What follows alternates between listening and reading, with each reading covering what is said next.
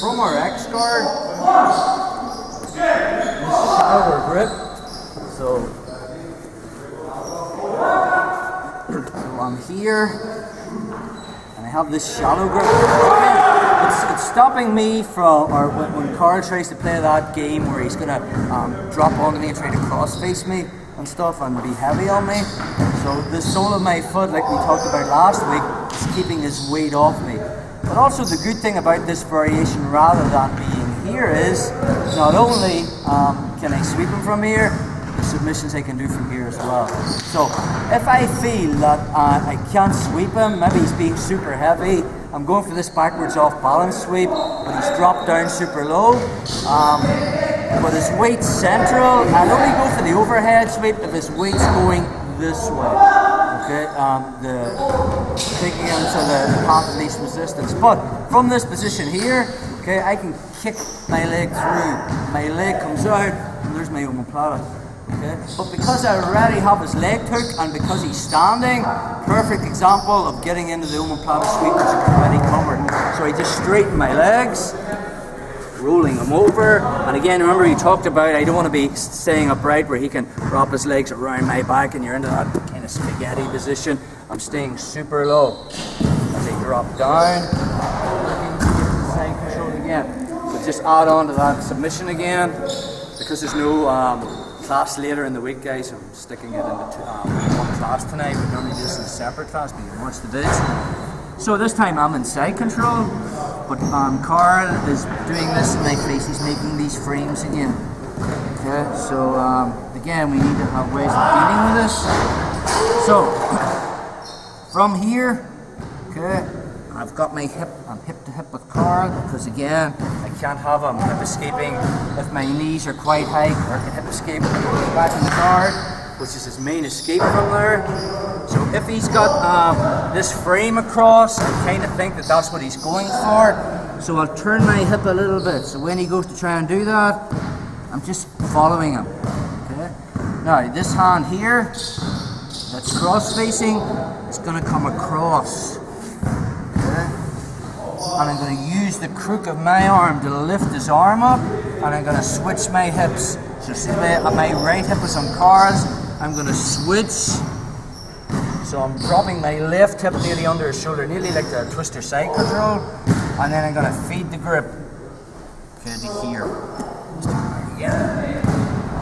From that position there, I get hip to hip, I bring this across, I'm lifting this up, and I'll switch my hip position and feed this to here.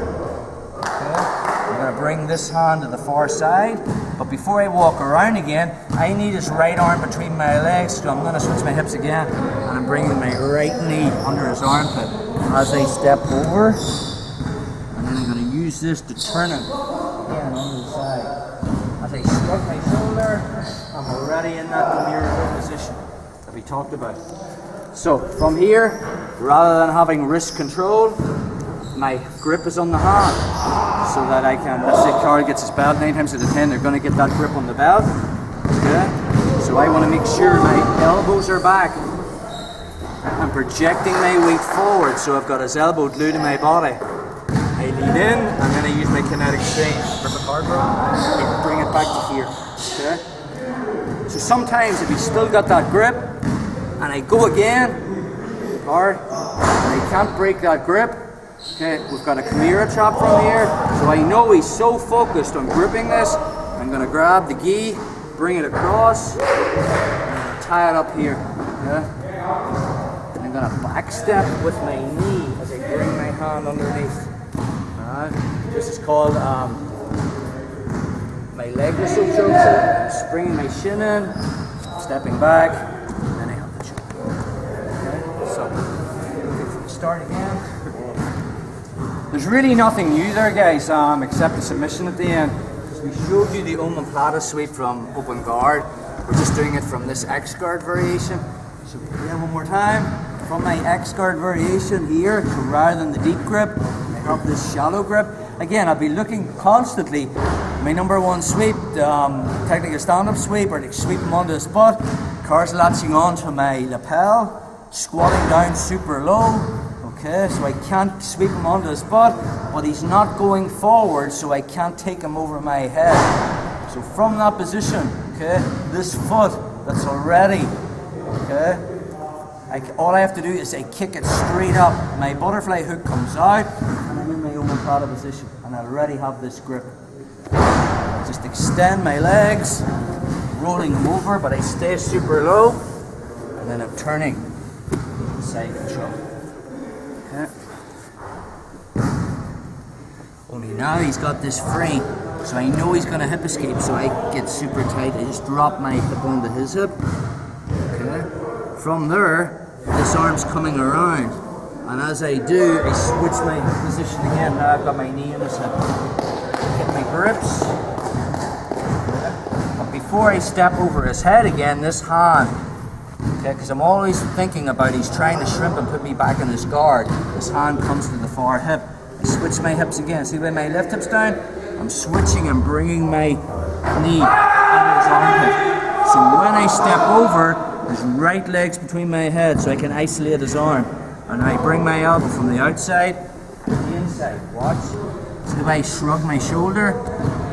So as I shrug it, his forearm's coming off my neck, and I'm catching it with my hand. So I'm here. Okay, 9 times out of 10, he's going to get that grip.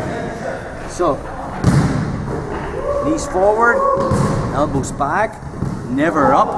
I never want to get into the habit of trying to pull it up like this using upper body strength. Okay, so I project my weight forward, so I'm leaning forward on my toes, kinetic chain, hip, elbow, shoulder, this way, and then I'd be cranking it back, but he gets that grip and I can't break it.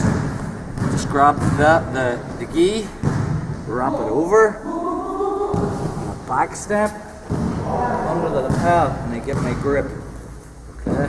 Now I just put my shin in the back of his neck, shin in his lat, sit back, and I have the chin. Okay, just drill that.